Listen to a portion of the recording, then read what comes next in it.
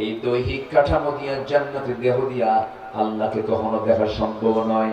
আল্লাহকে দেখতে হলে জান্নাতি পরিবেশের উপায় নাই, জান্নাতি পরিবেশ ছাড়া কোনো উপায় নাই। তাহলে আমরা দেখবো আমরা আল্লাহকে তৃপ্তি ভরে কোথায় বলেন?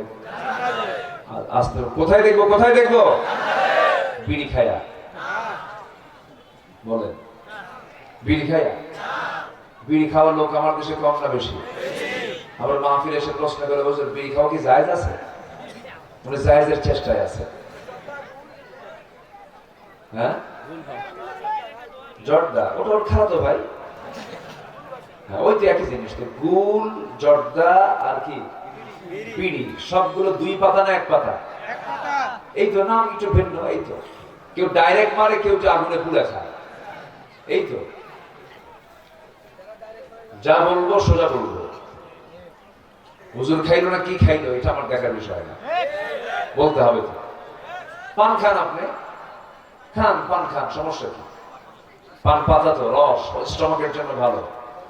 কিন্তু সেই পানের সাথে আবার হাকিমপুরের রহমতুল্লাহ আলাইহি প্রশ্ন তো এই জায়গা।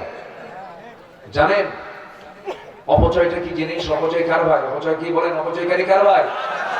বলেন তো, বিড়ি খাওয়া কি মৃত ব্যয়? এটা কি জরুরি ব্যয়? বলেন তো, বলেন জরুরি ব্যয় মনে হয় এটা? তাহলে কি এটা?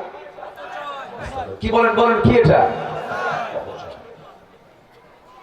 দেশ স্বাধীনতার পর থেকে নিয়ে আজ পর্যন্ত যতজন অর্থমন্ত্রী বাজেট পাস করেছেন, প্রত্যেকটা বাজেটে বিড়ির দাম বাড়ছে, বাড়ছে। কিন্তু যারা বিড়ি খাইছে, যারা বিড়ি খায়, তারা প্রয়োজনে বাড়ি পিছে খাবো বা কি মুশকিল। এটা কম বাজেট নয়, কিন্তু শত শত কোটি টাকা মানুষ উড়ায় দেয়, উড়ায় দেয়। ধোঁয়া কি করে? ধোঁয়া কি হয়? উড়ে চলে যায়। এটি কি অপচয় নয়? এই জাতি যদি সচেতন হতো, এই কোটি কোটি টাকা যেটা উড়ে দেওয়া হয়, এটা দিয়ে কি লক্ষ লক্ষ পরিবারের মৌলিক চাহিদা, তাদের খাদ্যের চাহিদা পূরণ হতো কি হতো না? কি টানা টানে, এক টানে ধোঁয়া তিন তলায় পাঠায়। কি যে মজা পায় আল্লাহ। রাগ করলেন নাকি আপনারা? রাগ করতেছেন না তো? যারা বিড়ি খায় তাদের বউরা যে কেমন থেকে আমার তো বুঝি আসে। পচা পচা বন্ধ, আমার ভালো লাগে না, আমার মাথা করে। সম্মানিত ভাই, আল্লাহ সকল নেশা থেকে জাতিকে হেফাজত করুন। জান্নাত যেতে হলে বিড়ি খাই যাবো জান্নাতে?